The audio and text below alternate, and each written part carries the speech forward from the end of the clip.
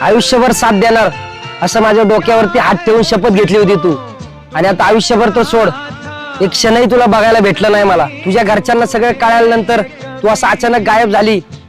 तुझ्या घरच्यांनी फोन काढून घेतला असेल, तुला गावाला पाठवलं असेल, पण एकदाही वाटलं नाही का तुला? 1 वर्ष झालं मी रोज तुझ्या फोनची वाट बघतोय.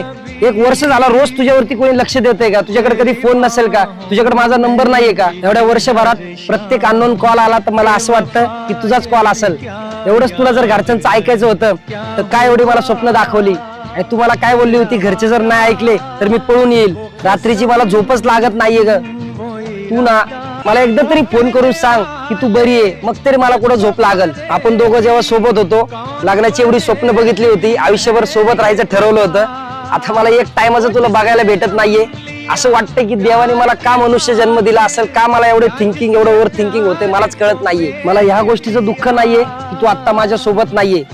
मला तर या गोष्टीचं दुःख आहे की तुला माहिती आहे की मी तुझ्यावरती किती प्रेम करतो, पण तरी पण तू मला आतापर्यंत एक पण कॉल केला नाही.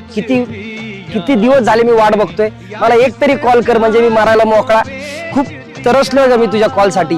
एकदा कॉल कर. नशा दौलत का ऐसा भी क्या कि तुझे कुछ भी याद